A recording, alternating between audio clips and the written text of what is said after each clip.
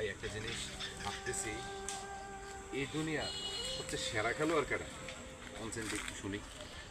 আসলে আপনাদেরকে বললে তো আপনারা মনে করবেন যে এই পৃথিবীর সেরা খেলোয়াড় কিন্তু দেখা যায় মেসি এবং রোনালদো, কিন্তু আমি বলবো না, এই পৃথিবীর সেরা খেলোয়াড় মেসি এবং রোনালদো না, এই পৃথিবীর সেরা খেলোয়াড় হলো আমার বাবা।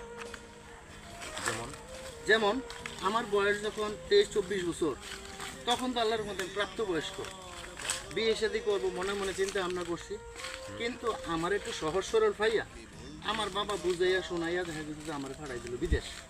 যে বাবা 3টা বছর বিদেশ করে আসার পরে তোরে বিয়ে শাদী করাইলাম। আচ্ছা আচ্ছা, গেলাম, গিয়ে 3 বছর বিদেশ করলাম, মানুষের টাকা পয়সা দেওয়া শেষ হইলো, ঋণ করে গেছি, আর টাকা পয়সা দেওয়া শেষ করে সেই বাবারে বললাম বাবা বাড়িতে আসি, বিয়ে শাদী করা লাগবো। ও সবাই মাত্র মাসে ঋণ দেয় না দিলি, আরও 3টা বছর পর কইরে একটা ঘর দরজা কর, আচ্ছা তাই না বিয়ে শাদী করামো। তখন দেখা যাচ্ছে বাবার কথা মতো আবার রইলাম 3 বছর, 3 বছর টাকা টুকা পাঠাইলাম, ঘর করা হইল। এখন ঘর করার পরে কইলাম বাবা আসি, তুই যে বিদেশে থেকে আসবি বিয়ে শাদী করবি, বিয়ে শাদী কি মাইসে তোর চেহারা চেয়ে দিব, স্বর্ণগয়না কিছু কিনছ? না বাবা কিনি না। তো তাইলে কিছু স্বর্ণগয়না কিনা করে বাড়িতে রইলাম আরো 3 বছর। এখন আরো 3 বছর পরে টাকা টুকা বাবার কাছে পাঠাইলাম। এখন দেখা গেছে যে পাঠানোর পরে হুট করে দেখা গেছে যে বাবা করতে কিছু কোচ, এখন দেখি তোর ছোট বোনটা দিল, এখন তো স্বর্ণগয়না কিনা গেছে না, আরো 3টা বছর থাক, রইলাম আরো 3 বছর, গেল 9 বছর। এরপরে দেখা গেছে 3 বছর থাকার পরে কইলাম যে বাবা এবার আসি, হুট করে দেখা গেছে যে ছোটো ভাই প্রেম করছে।